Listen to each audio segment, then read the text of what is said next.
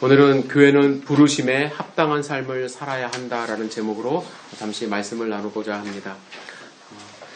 사람은 나이와 신분에 따라서 각각 기대되는 행동이 있습니다.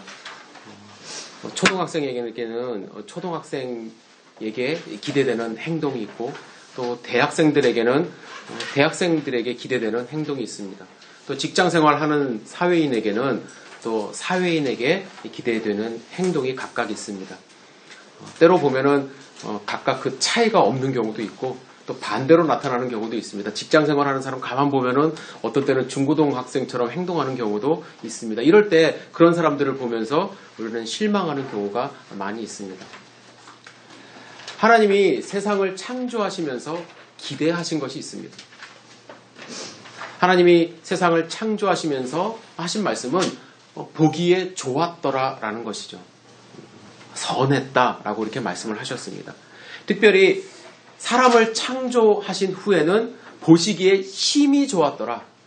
좋았다라는 표현은 선하다라는 것이거든요. 그렇기 때문에 하나님이 보시기에 힘이 좋았기 때문에 하나님은 그 좋았던 피조물을 통해서 선한 것을 기대하셨다라는 이야기입니다. 하지만 사람은 하나님의 기대를 저버리고 하나님이 주신 자유의지로 하나님께 범죄하여 하나님의 심판을 받을 수밖에 없게 되었습니다. 그럼에도 불구하고 하나님은 세상을 사랑하셔서, 여러분과 저를 사랑하셔서 예수 그리스도를 보내주셨고, 또 예수님을 통해서 우리가 다시 하나님과 화목할 수 있는 길을 열어주셨습니다. 그래서 여러분과 저는 예수 그리스도를 믿음으로 말미암아 하나님의 은혜를 힘입어 구원을 받고 하나님의 자녀가 되었습니다. 하나님은 이 구원을 선물로 주셨기 때문에 그에 대한 보답을 원하지는 않습니다. 그리고 우리는 보답할 힘도 없습니다. 하지만 하나님이 기대하는 것이 있습니다. 구원받은 자들이 하나님의 자녀답게 살아가는 것을 기대하고 계십니다. 그래서 오늘 본문의 사도 바울은 1절에 주 안에서 갇힌 내가 너희를 권하노니 너희가 부르심을 받은 일에 합당하게 행하라고 이야기를 하고 있습니다. 합당하게라는 단어를 여러분들 생각해 보시기 바랍니다. 합당하게. 이 합당하다라는 단어는 헬라어로 악시오스라는 단어예요. 악시오스. 이 악시오스는 균형저울을 이제 뜻하는 단어에서 왔다고 이야기를 합니다. 균형저울 다 아시죠? 뒤에 아마 그림이 있을 텐데, 균형저울, 이거 균형저울입니다. 한쪽 접시에 100g의 추를 올려놓으면 다른 한쪽에 그 무게에 합당한 물건을 올려놓는 이 저울을 뜻합니다. 그래서 양쪽의 무게가 악시오스하다 하면은 서로 무게가 같다라는 뜻입니다. 바울은 우리의 행동이 하나님의 자녀로 부르심에 합당하게 행해야 된다고 이야기를 합니다. 부르심이 있어요. 그렇다고 한다면 악시오스한 합당한 행동이 있어야 한다라고 우리에게 권면하고 있습니다. 성경에 보면요, 하나님의 부르심과 그의 합당한 행동의 예들이 많이 나옵니다. 하나님은 아브라함을 부르셨어요. 부르셔서 아버지의 땅을 떠나서 내가 지시한 곳으로 가라고 하나님은 명령하셨습니다.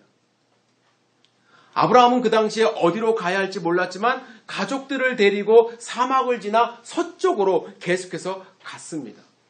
하나님의 부르심과 그의 행동이 결합되어서 역동적인 반응이 삶 가운데 일어난 것입니다.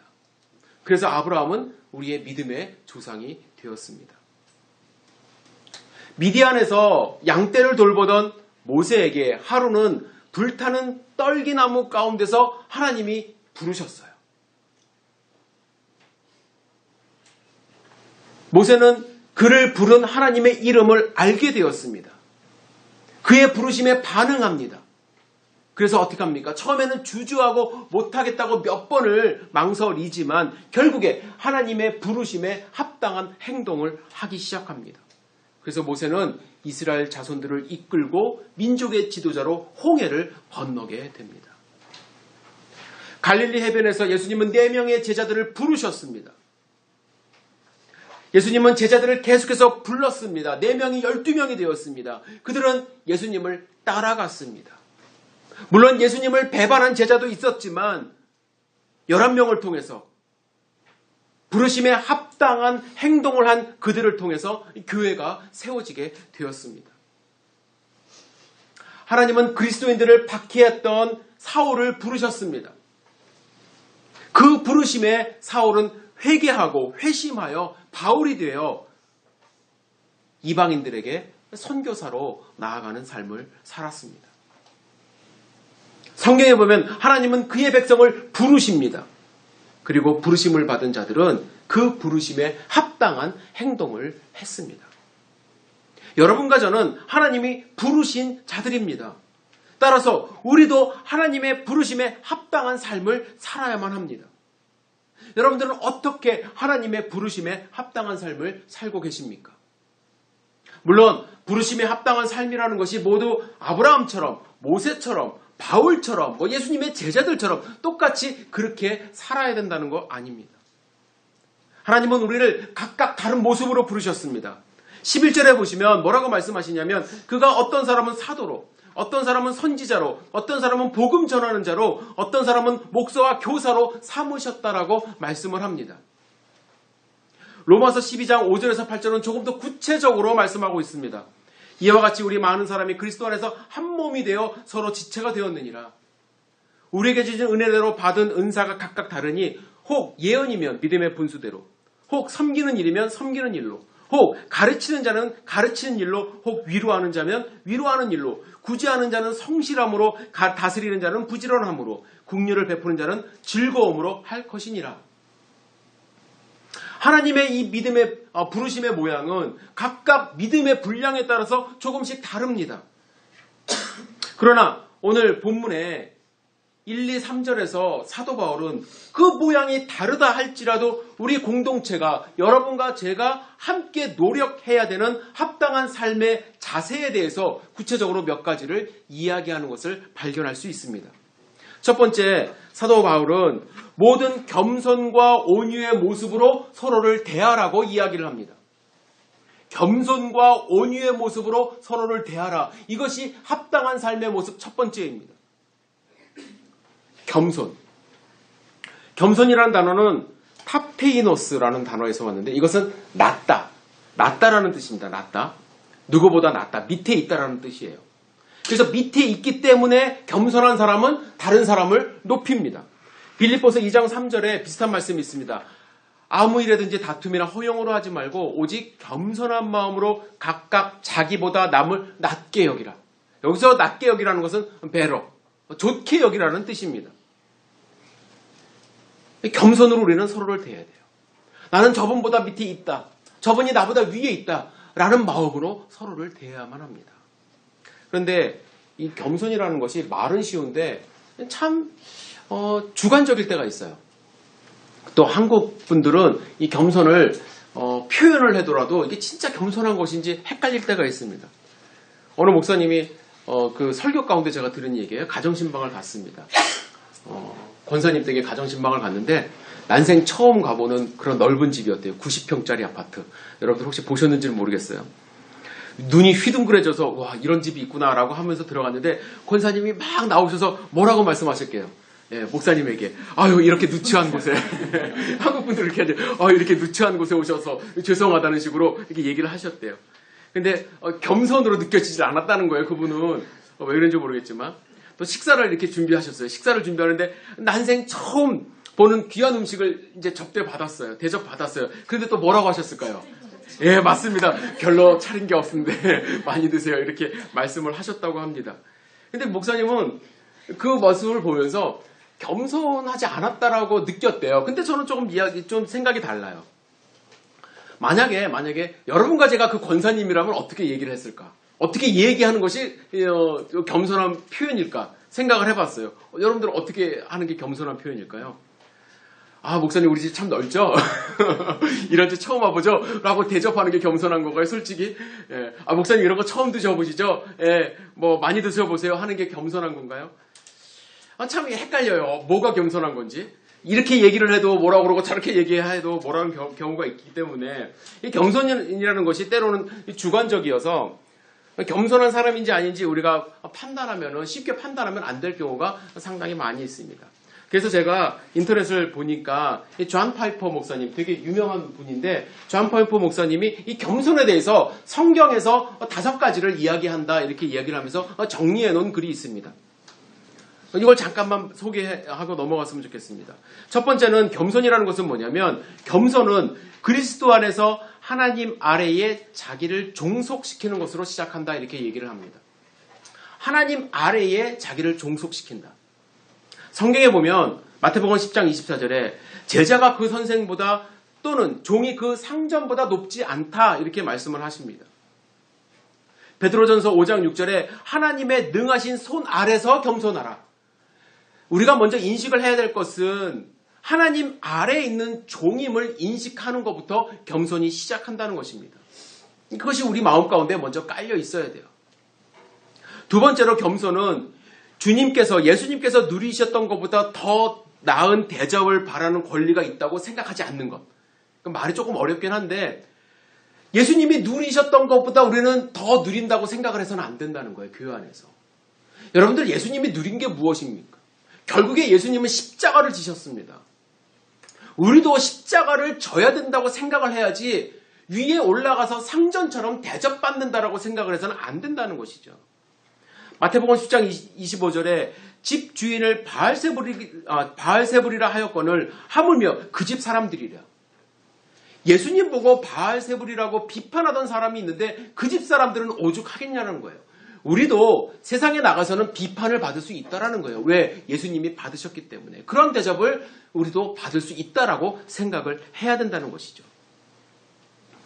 세 번째는 무엇이 겸손이냐면 겸손은 논쟁을 주도하거나 논쟁에서 이기는 것으로 자아를 높이기 위한 것이 아니라 그리스도를 섬기며 상대방을 사랑하기 위해 진리를 주장하는 것이라고 이야기를 합니다.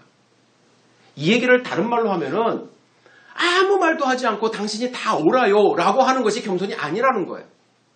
그 사람을 사랑하면서 진리를 주장하는 것, 그것도 겸손이라는 거예요. 근데 단 전제 조건이 뭐냐면 이겨먹으려고 진리를 주장하는 것이 아니라 그를 정말 복음으로 사랑으로 감싸 안고 그에게 예수 그리스도의 복음을 증거하기 위해서 주장하는 것, 그것도 겸손이라는 것입니다. 사도 바울은 고린도전서에서 이렇게 이야기를 합니다. 우리는 우리를 전파하는 것이 아니라 오직 그리스도 예수의 주 되신 것과 또 주 예수를 위하여 우리가 너희의 종된 것을 전파함이라. 사도 바울은 내 것을 전파하는 것이 아니라 예수 그리스도의 주 되신 것, 그리고 그를 위해서 우리가 종된 것을 전파하고 있다라고 당당하게 이야기를 하고 있습니다. 그것이 겸손이라는 거예요. 넷째로 겸손은 모든 아는 것과 믿는 것을 위하여 은혜에 의존하고 있음을 안다는 거예요. 겸손은 내 힘으로 하는 것이 없다는 것을 인정하는 것입니다. 고린도전서 4장 7절에 내게 있는 것 중 받지 아니한 것이 무엇이냐? 내가 받았은즉 어찌하여 받지 아니한 것 같이 자랑하느냐? 우리는 모든 것이 은혜로 이루어진다는 것을, 이 모든 것이 은혜라는 것을 인정하는 것, 그것을 알고 있는 것, 그것이 겸손이라는 거예요. 내 힘으로 할 수 있는 것 아무것도 없다라는 것이죠. 마지막으로 겸손은 자신이 틀릴 수도 있음을 알고 비판을 고려하고 그로부터 배우려고 하는 것. 신앙생활 하다 보면 막 우기는 분들 계세요.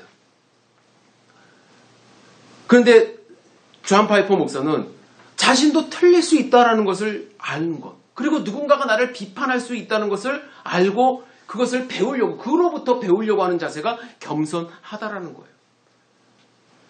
사도 바울이 고린도전서 13장에 그 사랑장을 쓰면서 맨 마지막에 뭐라고 얘기를 했냐면, 우리가 지금은 거울로 보는 것 같이 희미하지만 그때에는 얼굴과 얼굴을 대하여 볼 것이요, 지금은 내가 부분적으로 알지만 그때는 주께서 나를 아신 것 같이 내가 온전히 아니라, 지금 우리가 아는 것은 희미하고 내가 지금 보는 것은 부분적으로밖에 볼 수 없다는 것을 인정을 하는 거예요. 그러나 의지하는 것은 무엇이냐면 그때가 되면 주님이 모든 것을 알게 해주신다. 그런 자세로 겸손하게, 내가 가진 것이 다가 아니라는 마음으로 서로를 섬기라고 이야기를 합니다. 여러분, 겸손이 그래서 쉬운 게 아니더라고요, 보니까. 잠시 신경을 안 쓰면요, 이 겸손한 마음이 사라지고 교만한 마음으로 변해버립니다. 그래서 바울은 겸손을 이야기할 때 온유와 함께 이야기를 해요. 온유와 함께. 왜 그러냐면 온유라는 단어는요, 헬라어로 프라우테스라고 합니다. 프라우테스. 이 말은 어디서 왔냐면 야생말, 길들여지지 않은 야생말이 주인에 의해서 잘 길들여진 상태를 뜻할 때 쓰는 단어입니다. 이 얘기는 무슨 얘기냐면 야생마처럼 힘은 아직 있어서 뛰쳐나갈 수는 있지만 하나님의 말씀에 의해서 훈련받은 상태를 온유하다라고 이야기를 하는 거예요. 많은 사람들이 온유하다 그러면은 그냥 유순하고 이렇게 순하고 이렇게 내 마음대로 막 이렇게 할 수 있을 거, 그게 아니라는 거예요. 성경에 여러분들 온유한 사람 두 사람이 나옵니다. 누구죠? 다 아시죠? 모세하고 예수님이에요. 모세하고 예수님. 모세는 그 온유함이 지면에 승하다라고 성경에 말씀합니다. 모세는 왕제할 때 힘이 있었습니다. 그래서 애굽 사람을 죽이기도 했어요. 하지만 그 힘이 꺾였어요. 40년 동안 광야에서 훈련을 받았습니다. 그래서 하나님 말씀에 순종하는 사람이 되었기 때문에 온유한 자가 되었다라고 평가를 받는 거예요. 예수님도 마찬가지예요. 예수님도 온유하십니다. 하지만 예수님은 그냥 힘이 없이 그냥 온유한 모습으로 있는 것이 아니라 힘이 있습니다. 하나님이십니다.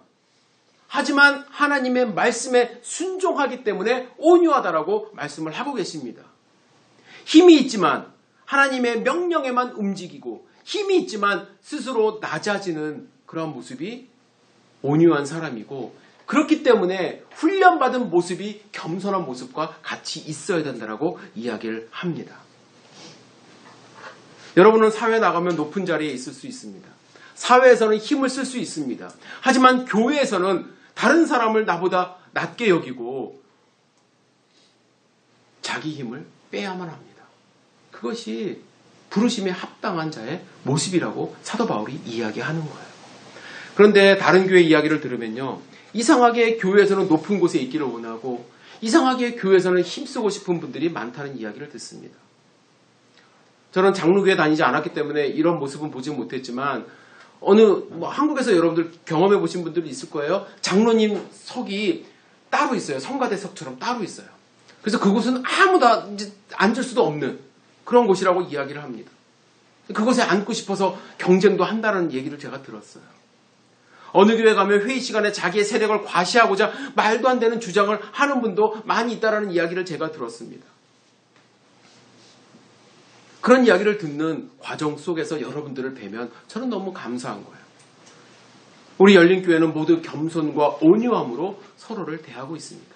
이 모습이 저는 끝까지 하나님의 부르심에 합당한 모습이라는 생각을 하시고 가시기를 주님의 이름으로 축복합니다. 두 번째로 사도 바울은 오래 참음으로 사랑 가운데 서로 용납하라고 이야기를 합니다. 서로 용납하라. 용납한다는 것은 불어로는 똘레랑스 이렇게 얘기를 하는데 받아들인다라는 거예요. 받아들인다. 우리가 잘 받아들이지 못하는 것들이 있습니다. 나와 다른 것을 잘 못 받아들이고요. 또 상대방이 잘못한 것을 잘 받아들이지를 못합니다. 내가 좋아하는 것, 내가 마음에 드는 것, 그것을 받아들이는 것은 용납이 아니거든요. 신앙생활 하다 보면은 한국에서도 그렇고 미국에서도 그렇고 이제 구역이나 포도원에서 이렇게 목사님 우리 포도원은 우리 구역은 너무 잘 서로를 받아들여요. 너무 친해요. 얼마나 이렇게 모범적인지 모르겠어요. 이렇게 얘기를 하십니다. 그런데 이제 가만히 살펴보면요, 비슷한 연령끼리 이렇게 묶여 있어요. 그리고 비슷한 직업 가진 분들이 이렇게 있어요. 관심사가 다 비슷해요. 그렇게 모였는데도 서로 잘 받아들이지 못하면 그건 말도 안 되는 구성, 그럴 때 이제 이야기를 하시더라고요. 근데 여러분, 우리 공동체 안에 조금 다른 생각을 하거나 조금 문제가 있는 분이 있다고 한다면 여러분들은 어떻게 하시겠어요? 나랑 좀 다른 생각을 하고 있어. 근데 저분을 보면 조금 문제가 있는 것 같아. 라고 하는 분이 우리 가운데 있다고 한다면, 물론 여러분, 의도적으로 공동체를 깨트리는 분들도 계세요. 의도적으로. 그런 분들까지 무조건 받아들이라는 얘기는 아니에요. 사도 바울도 그런 분들, 거짓 선생들, 이런 분들 조심하라고 이야기를 했어요. 또 의도적으로 상처를 주고 의도적으로 지속적으로 잘못된 말을 전하는 것까지 용납하라는 것이 아닙니다. 그런데 정말로 내가 조금 다른 생각을 하고 있거나 내가 좀 다른 성향을 갖고 있을 때 정말 여기서 같이 예배드리는 분들 우리는 어떻게 용납할 수 있을까? 제가 이 말씀은 제가 원고다 쓴 건 아닌데 갑자기 생각이 나서 버지니아에 있을 때 성경 공부하는데 그때 한참 이슈가 된 게 뭐였냐면 동성연애자들 결혼 문제였어요. 동성연애자들 결혼 문제. 이걸 어떻게 우리 공동체에 만약에 이런 문제가 있으면 어떻게 할 것인가? 제 생각을 막 물어보는 거예요. 성도님들이. 근데 제가 제 생각을 얘기를 제가 나중에 성경 공부할 때 제 생각을 말씀을 드릴게요. 근데 한 분이 이렇게 얘기를 하는 거예요. 입에 담지 못할 어르신 분인데 연세가 좀 많으신 분인데 입에 담지 못할 이야기를 하면서 그런 사람은 도대체 나는 이해를 못하겠고 우리 공동체에 있어서는 안 된다라고 이야기를 하는 거예요. 만약에 우리 공동체에 그런 분이 있다고 했을 때 우리는 과연 용납할 수 있을까? 참 어려운 문제입니다. 쉬운 문제가 아니에요. 그분들이 갖고 있는 성향이나 이런 것들은 성경으로 보면 분명히 죄예요.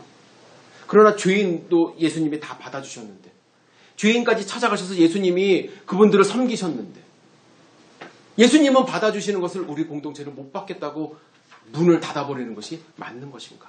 여러분들 잘 생각해 보셔야 된다는 거예요. 나와 다른 사람을 용납하는 것이 어떻게 보면 쉬운 일이 아닙니다. 제가 어느 목사님도 세미나를 통해서 그렇게 얘기를 하시더라고요. 한 분이 공동체에 오셨는데 이분이 갖고 있는 병이 뭐냐면 알코올 중독이라는 거예요. 여러분들 혹시 알코올 중독자, 저는 아직 옆에서 제대로 보지는 못했는데 알코올 중독 되신 분이 공동체에 있으면요. 참 쉽지 않대요. 왜 쉽지 않냐면 그분 단경으로 3, 4m는 아무도 안 간대요. 왜 그러냐면 알코올 냄새가 나기 때문에. 이분들은 물 먹듯이 소주를 마신대요. 하루에 몇 병씩 마셔야 되는 거예요. 근데 그분이 정말 여러분들 포도원에 들어가고 우리 공동체에서 같이 성경 공부한다는 생각을 해보세요. 어떻게 우리가 받아들일 수 있을까? 참 어려웠다라고 그 목사님도 말씀을 하시더라고요. 두 가지. 사도 바울은 이게 쉬운 일이 아니기 때문에 용납하는 것이 쉬운 일이 아니기 때문에 두 가지 도구를 이야기합니다. 첫 번째는 뭐냐면 오래 참음이에요. 그리고 사랑입니다. 여러분 우리가 누군가를 용납하기 위해서는 참을 줄 알아야 돼요. 왜냐하면 내가 참는 것 같지만요. 자세히 들여다보면요. 누군가가 나를 참고 있는 거거든요. 그럴 확률도 높아요. 특히 여러분과 저를 참고 있는 분이 계십니다. 하나님이 우리를 참고 계시거든요. 하나님은 백성들에게 오래 참으심으로 대하십니다. 우리가 하나님을 거역할 때도 있고 반역할 때도 있지만 회개하고 돌아올 기회를 주시기 위해서 지금까지도 참고 계십니다. 오래 참음이 하나님의 성품이에요. 그렇기 때문에 우리도 성령 충만함으로 가져야 될 성품 중에 하나가 오래 참음. 이 열매를 가져야만 합니다. 오래 참는다는 것은요, 미련에 그냥 두고 보는 것이 아닙니다. 오래 참는다는 것은요, 하나님을 신뢰하기 때문에 현재보다 더 좋게 인도하실 하나님을 기대하면서 견디고 인내하는 거예요. 우리 공동체를 위해서 하나님이 보내주신 지체가 있다고 한다면 그를 위해서 끊임없이 기도하고 눈물로 하나님 앞에 달려나가는 것이 하나님의 모습이고 우리가 닮아야 하는 참음의 모습입니다. 바울은 그냥 오래 참고 견디라고만 하지 않았습니다. 그 위에 사랑을 더하라고 이야기합니다.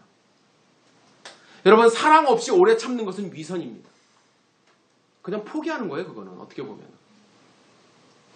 반대로 오래 참음 없이 사랑한다고 말하는 것은 거짓입니다. 사랑은 참을 줄도 알아야 돼요.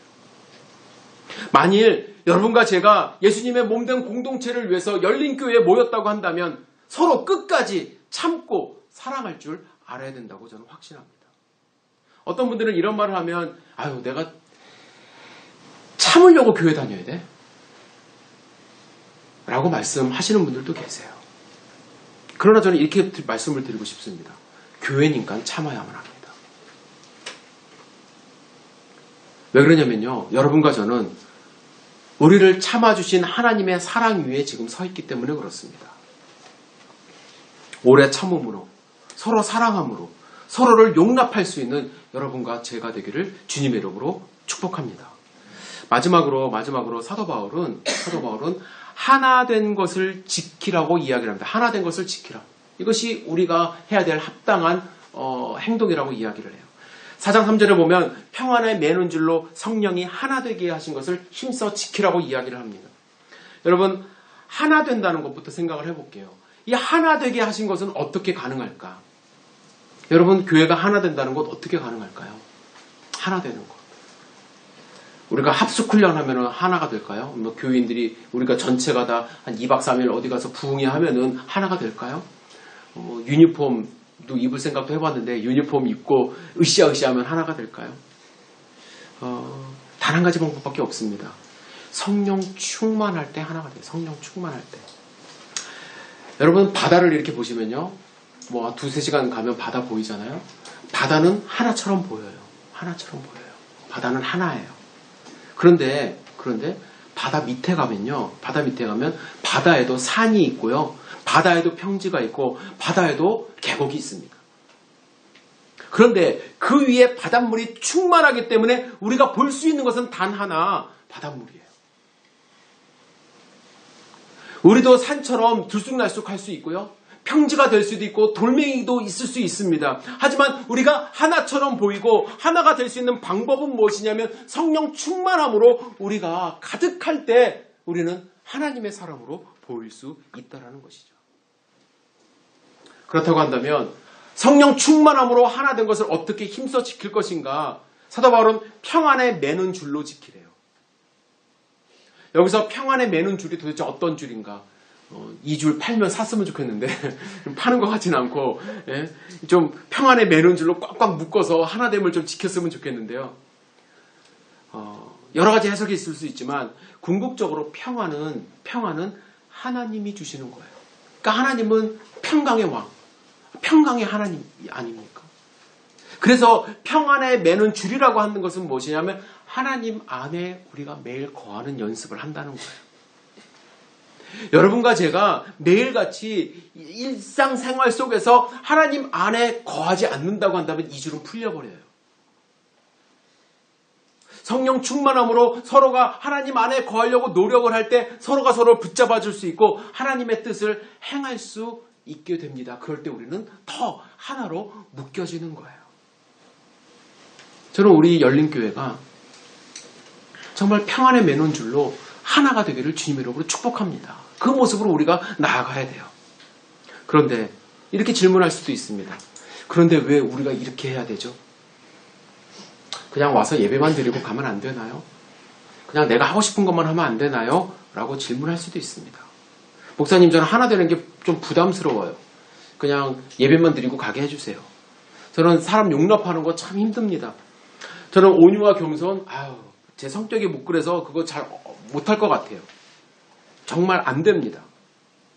그러나 이렇게 해야 되는 이유가 있어요.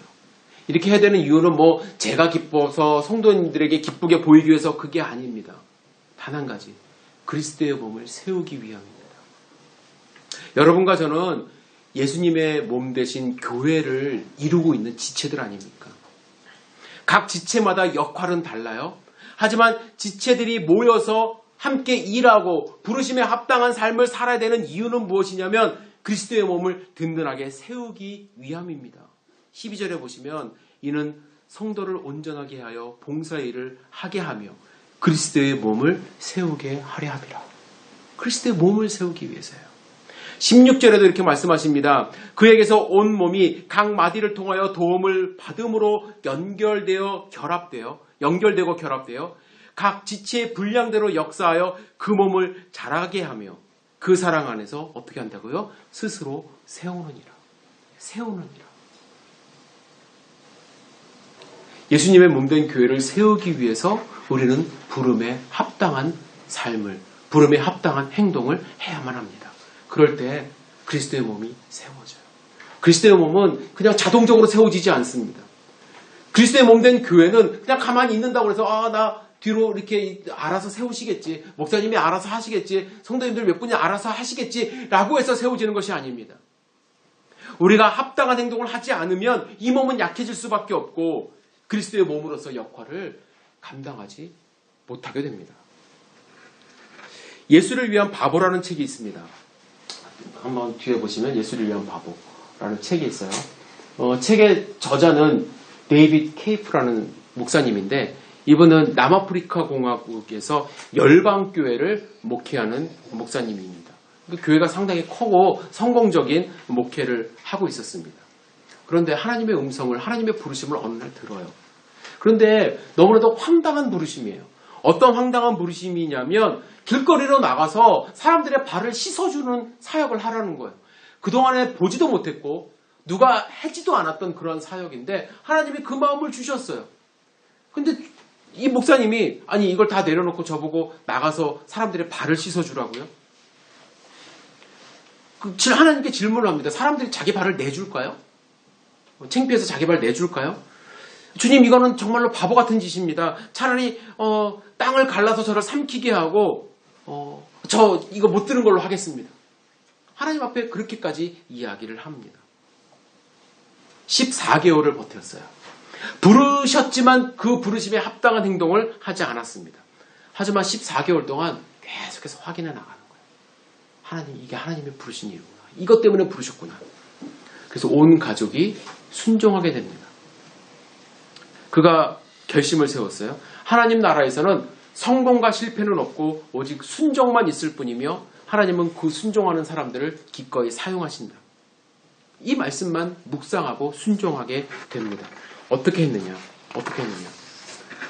아내와 자녀들을 트레일러에 태우고요.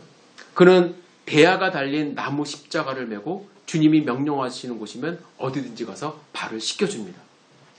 십자가에다가 세수대야를 저렇게 달고서 거기다가 물 이렇게 담고서 사람들한테 가서 발을 씻어주는 거예요. 예수님의 사랑으로. 이 사역으로 수천 명의 사람들이 주님께로 인도되었다고 얘기를 합니다. 조직폭력배, 알코올 중독자, 한센병, 시장, 군장성, 대통령. 그가 발을 씻겨줄 때 초자연적인 치유와 회복, 그런 기적들이 일어났다고 이야기를 합니다. 20kg가 넘는 짐을 지고 차가 못 들어가는 곳은 기꺼이 걸어서 산길을 가기도 했고, 그래서 3,000km가 넘는 대장정을 걸어서 세족 사역을 하며 남아프리카 공화국 전국을 전체를 순례를 했다고 합니다.